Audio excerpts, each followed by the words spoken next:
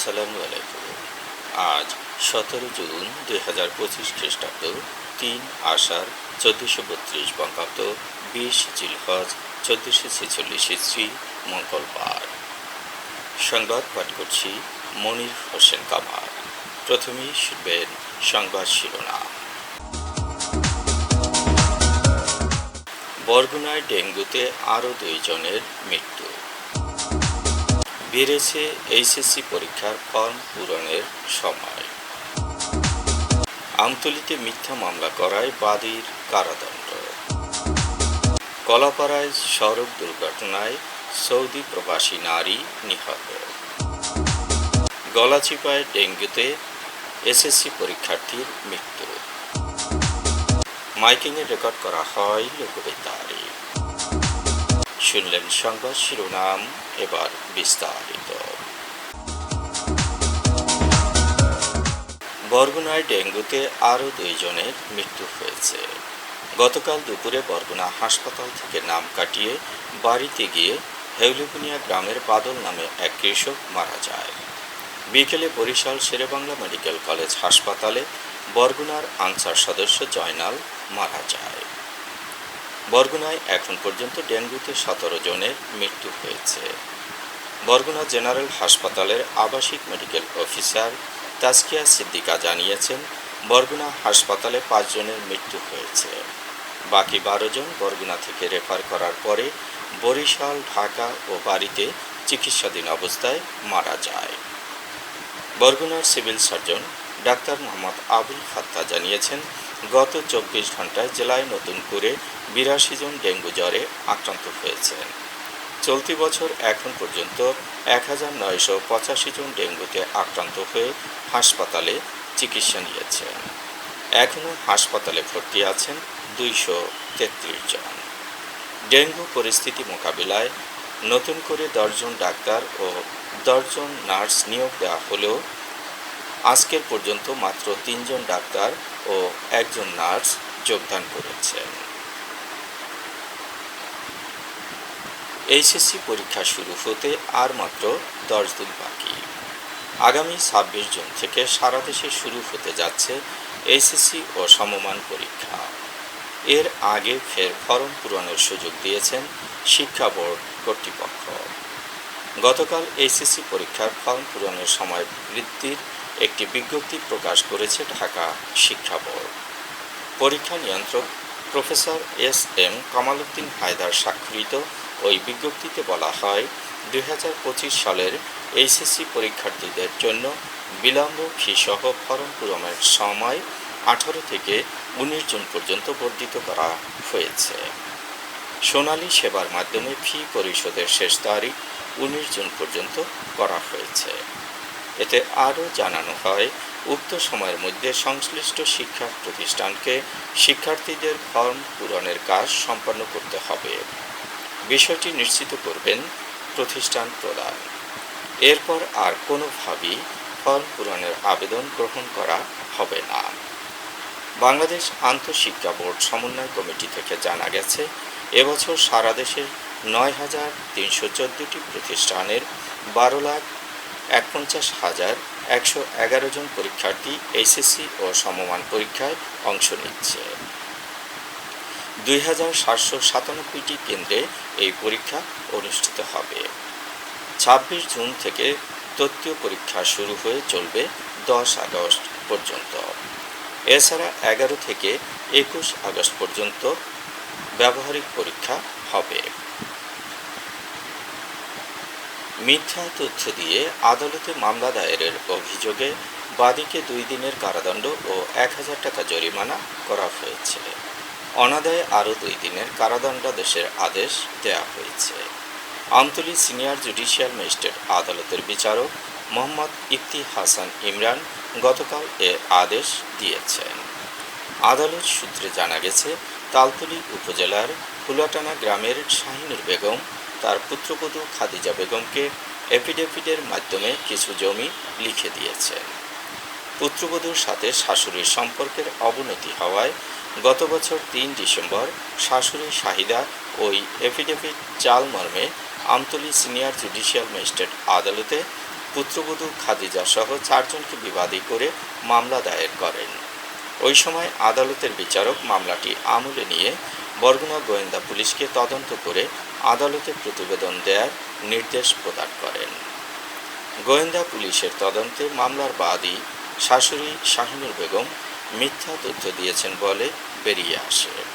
পরে পুত্রবধূর সাথে আপোষ মীমাংসা করে মামলা তুলে নিতে গতকাল আদালতে হাজির হয়ে আবেদন করেন বাদী।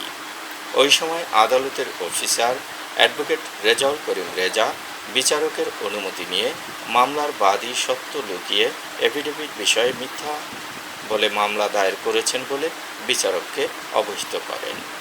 বিচারক বাদীর জবানবন্দি শুনে ফৌজদারি কার্যবিধির 250 ধারা মোতাবেক তাকে 2 দিনের বিনাশ্রম কারাদণ্ড ও 1000 টাকা জরিমানা করেন। অনাদায়ে আরও 2 দিনের কারাদণ্ডের আদেশ দেওয়া হয়েছে। কলাপাড়ায় অটোরিকশা ও মোটরসাইকেলের মুখোমুখি সংঘর্ষে আনোয়ারা বেগম নামে এক সৌদি প্রবাসী নারীর মৃত্যু হয়েছে। গতকাল বেলা 11:30টার দিকে বালিয়াতলী ফাজিল মাদ্রাসার সামনে এ দুর্ঘটনাটি ঘটেছে। এ সময় প্রবাসী নারীর মেয়ে ও মোটরসাইকেল চালক গুরুতর আহত হয়েছেন। নিহত আনোয়ারা বেগম আমতলী উপজেলার তক্তাবুনিয়া গ্রামের শিপন গাজীর স্ত্রী। নিহত আনোয়ারা বেগম পরিবারের সদস্যদের নিয়ে 4টি মোটরসাইকেল যোগে কুয়াকাটা সমুদ্র সৈকতের উদ্দেশ্যে রওনা হন। দ্রুত গতিতে আসা অটোরিকশার সাথে আনোয়ারাকে বহনকারী মোটরসাইকেলের সংঘর্ষ হয়।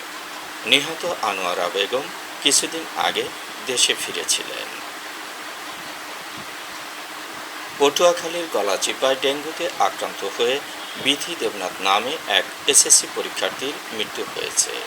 বিথি রতন্দি তালতলী ইউনিয়নের বড় চৌদ্দআনি গ্রামের বাসিন্দা এবং উলানিয়া স্কুল অ্যান্ড কলেজের এসএসসি পরীক্ষার্থী ছিল।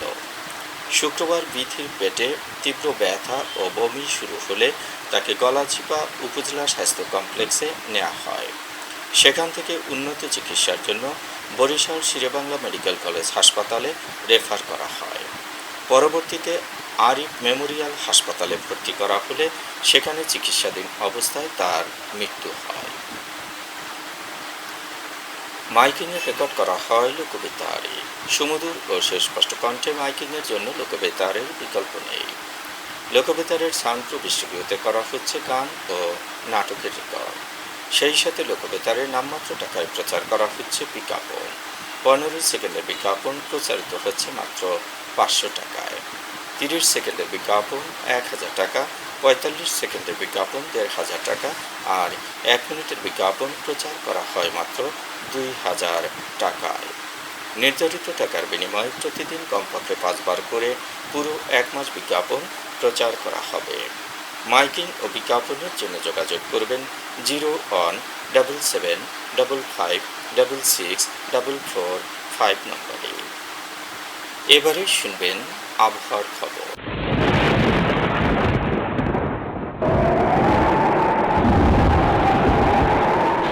মৌসুমী বায়ু বাংলাদেশের উপর মোটামুটি সক্রিয় ও উত্তর বঙ্গোপসাগরে তা মাঝারি অবস্থায় রয়েছে। রংপুর, ময়মনসিংহ, চট্টগ্রাম ও সিলেট বিভাগের অনেক জায়গায়, রাজশাহী, ঢাকা, খুলনা ও বরিশাল বিভাগের কিছু কিছু জায়গায় অস্থায়ী দমকা হাওয়া সহ বৃষ্টি অথবা বজ্রসহ বৃষ্টি হতে পারে। দিন ও রাতের তাপমাত্রা সামান্য বৃদ্ধি পেতে পারে। আবহাওয়ার সতর্ক বার্তায় আরও বলা হয়েছে, সাগরে বায়ুচাপের তারতম্য দেখা দিয়েছে।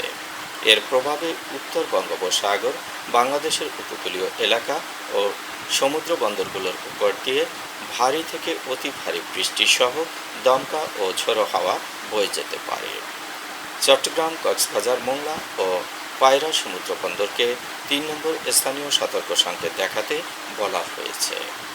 উত্তর বঙ্গোপসাগরে থাকা মাছ ধরার নৌকা ও ট্রলারগুলোকে পরবর্তী নির্দেশ না দেওয়া পর্যন্ত উপকূলের কাছাকাছি থেকে সাবধানে চলাচল করতে বলা হয়েছে। আজ দেশের সর্বোচ্চ তাপমাত্রা ছিল ঈশ্বরদীতে 36.1 ডিগ্রি সেলসিয়াস এবং সর্বনিম্ন তাপমাত্রা ছিল সীতাকুণ্ডে 24 ডিগ্রি সেলসিয়াস। বরগুনার সর্বোচ্চ তাপমাত্রা 33.8 ডিগ্রি সেলসিয়াস, সর্বনিম্ন 25.8 ডিগ্রি সেলসিয়াস। আগামীকাল সূর্যোদয় হবে ভোর 5টা 12 মিনিটে। সংবাদ শেষ করার আগে শিরোনামগুলো আবার পড়ছি। বরগুনায় ডেঙ্গুতে আরও 2 জনের মৃত্যু। বেড়েছে এইচএসসি পরীক্ষার ফর্ম পূরণের সময়। আমতলীতে মিথ্যা মামলা করায় বাদীর কারাদণ্ড। কলাপাড়ায় সড়ক দুর্ঘটনায় সৌদি প্রবাসী নারী নিহত। গলাচিপায় ডেঙ্গুতে এসএসসি পরীক্ষার্থীর মৃত্যু। মাইকিংয়ে রেকর্ড করা হয় লোকবেতারে। সংবাদ শেষ করার আগে জানিয়ে দিচ্ছি লোকবেতারে সংবাদ জানানোর মোবাইল নম্বর।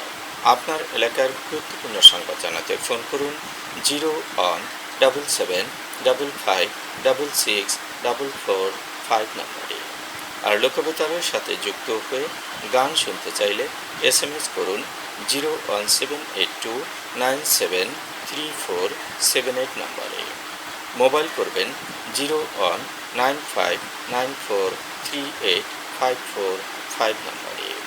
বিশ্বের সব জায়গা থেকেই শুনতে পারবেন লোকবেতার। লোকবেতার FM.org ওয়েবসাইটের মাধ্যমে শুনুন সরাসরি অনুষ্ঠান। সংবাদ পাঠ এখানেই শেষ করছি।